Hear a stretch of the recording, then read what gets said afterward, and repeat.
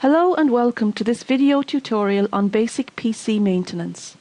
At the end of this tutorial, you'll be able to use different utilities and applications on your computer which will enable the computer to run more efficiently. Here is a list of the topics I'm going to cover with the timeline of where they occur in the video. Feel free to skip ahead to any of the areas you're particularly interested in. Okay, let's get started with Windows updates.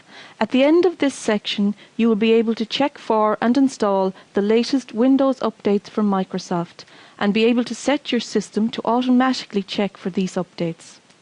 To locate Windows updates, let's click on the Start menu, select Control Panel, select System and Security, and we'll see Windows updates here about halfway down. If we click on Check for Updates, we can see if there are any available updates to download for your system. Here we see it says no important updates are available, but there are 2 optional updates. Let's just see what these are. Okay, I'm not going to install them, so I can just go cancel here. Now, to ensure that automatic updates are turned on, let's just click on Change Settings. You see here with my computer, it will install automatic updates as soon as it finds them. There are other options here to check for updates, but let me choose whether to download and install them. But I take the lazy way out and I just go install updates automatically, and I'd recommend you do that too. So we just click on OK then, and that setting will be saved. Temporary internet files. At the end of this section, you will be able to locate and delete temporary internet files, cookies and history files which slow down your browsing experience. So let's open our Internet Explorer. This is Internet Explorer 9, so our tools are located over here in the little circular icon. So let's click on Tools and go to Internet Options. Here we see the browsing history. If we click on Delete, it gives us the option to delete several things like temporary internet files, cookies and your browsing history. So we tick these or any of the other options that you wish and just click on Delete. We see here I get the message that the Internet Explorer has finished deleting the selected browsing history. So I can just X off that and we're done. Removing unnecessary programs. At the end of this section, you will be able to access the list of programs installed on your system and delete any unwanted or unnecessary programs, toolbars or applications which slow down your system. To access these programs, again we click on the Start menu, select Control Panel, select Programs and uninstall a program. This gives us the list of programs currently installed on our system. If you see any that you haven't used in years or any toolbars which really slow down your browsing experience, all you have to do is select the individual program, right-click on it and go Uninstall. It will ask you to confirm the removal of the program and just click Yes. Okay, now if you refresh your list, you'll see that the program you've just removed no longer appears there, which is what we want. Antivirus software. At the end of this section, you will be able to download and install free antivirus software and schedule it to scan your system automatically. The first thing you should do is go back to your list of programs we covered in the last section and remove any outdated antivirus software. It is important to only have one antivirus software or maybe one malware check on your system at any one time. I would recommend Malwarebytes Anti-Malware and Microsoft Security Essentials. These work together to keep your system clean and rid of any antivirus, malware or any other threats that you might get exposed to. To download Malwarebytes, just open your browser and search for it. So we type in Malwarebytes Anti-Malware. I generally download from this site because I find it very secure and very reliable. So all you have to do is once the site opens, click on Download Now. It will ask you whether you want to save the file or run it. So I would recommend just running the executable. And follow the steps, and it will automatically install Malwarebytes anti-malware onto your system. Now, once it's installed, if you open up the application, it indicates that my database is outdated by 12 days, so let's update it. Now let's click OK. Here we can run a full scan on our system, which I would recommend. You select the drive you want to scan. Now, if you have any external drives or optical discs or anything else installed, you should also scan those as well. So just click on scan and the scan will begin. Now, this does take quite some time, particularly if you haven't scanned for a while. And at the end of it, it will give you a list of any threats or viruses or any malware that it finds. And it will give you a click on option to remove them from your system. Usually afterwards, it will require you to restart your system, and that gets rid of any of these threats to your system. Okay, I'm just going to abort this because I don't have the time right now to run this check.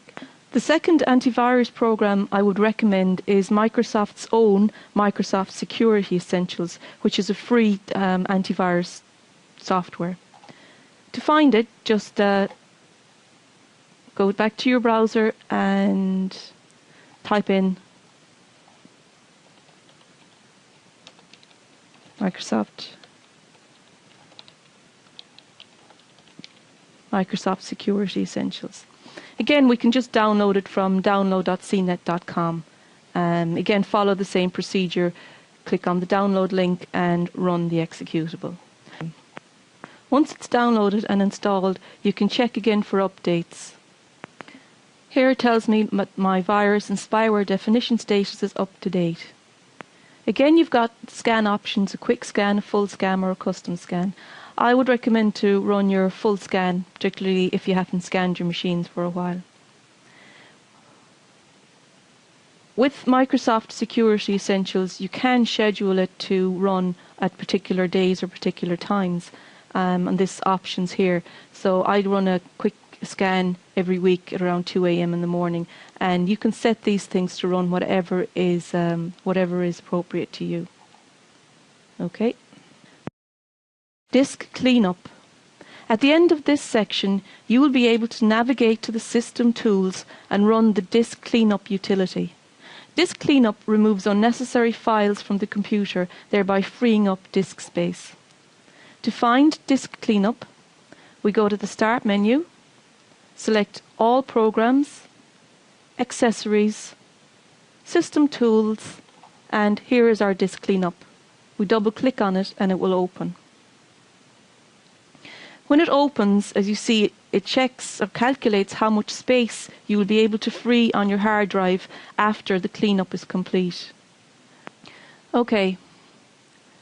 The cleanup utility says that I can free up 190 megabits of disk space on my C drive by deleting any downloadable program files, temporary internet files, offline web pages. I can also empty my recycle bin, get rid of any temporary files. Okay, so here by cleaning up my system files, I can free up 190 megabits of free space. So to do this, let's just click on Clean Up System Files. Now, if I click OK, the utility will run and all of those files will be deleted. So let's just click OK. Yes, I'm sure. Disk Defragmenter. At the end of this section, you will be able to navigate to the System Tools and run the Disk Defragmenter utility. The Disk Defragmenter rearranged fragmented files or broken up files that are on your hard drive, which enable the hard drive itself to work more efficiently. To locate the Disk Defragmenter, we go to the Start menu, All Programs, Accessories, System Tools, and click on Disk Defragmenter. Before we defragment the drive, if we click on Analyze Disk, the system will tell us if the disk requires fragmenting. So let's just do that. Okay, the analysis result shows that the disk is 4% fragmented. So we will go ahead and defragment the disk. Before that, you can see that you can actually schedule the defragmenter to run whenever you want. Here I have run mine weekly on Wednesdays at 1 in the morning, and you can also select the disk. So that's a handy utility, just to have it running so every so often, because defragmenting your disk is not something that you think of too often. So if I click defragment disk now, it should go ahead and clean up and fragment my disk. This does take time, so I will pause the recording again. The device manager. At the end of this section, you will be able to access the device manager and check that all drivers on the system are up to date. And you would also be able to install the latest device driver if required to do so. You can access the device manager in two ways. If you have the My Computer icon on your desktop, right-click it and select Manage. It will open up the computer management utility.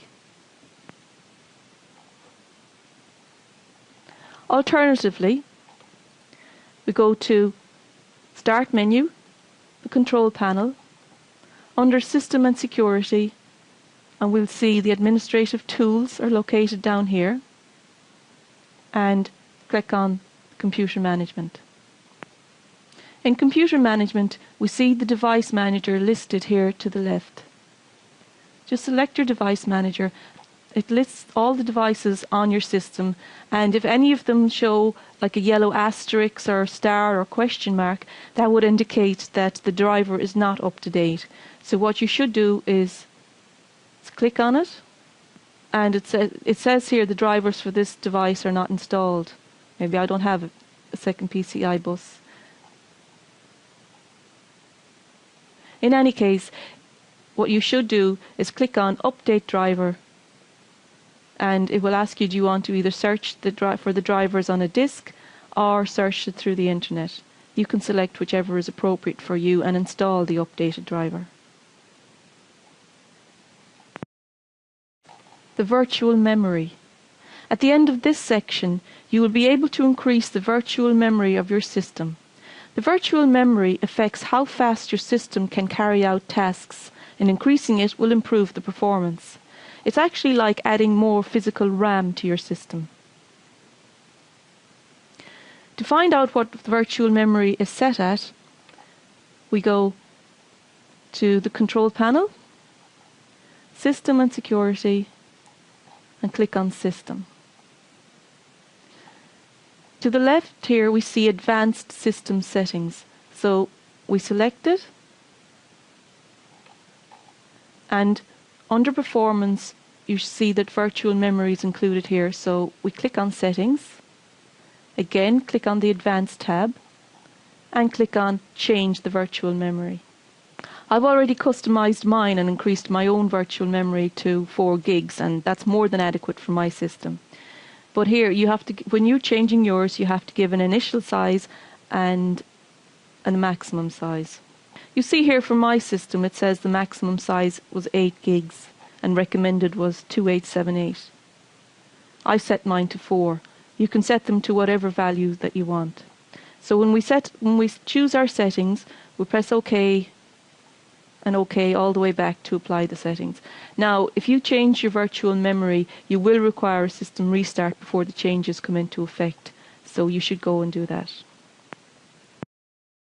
In this video tutorial, I covered installing Windows updates, deleting temporary internet files, removing any unnecessary programs or applications, installing free antivirus software to protect your system, utilities like Disk Cleanup, Disk Defragmenter and Check Disk. I showed you how to access the Device Manager to check for updated drivers and increase your virtual memory to improve the speed of your system. I hope you found it useful and informative. Please feel free to leave any comments, feedbacks or suggestions to help me improve it.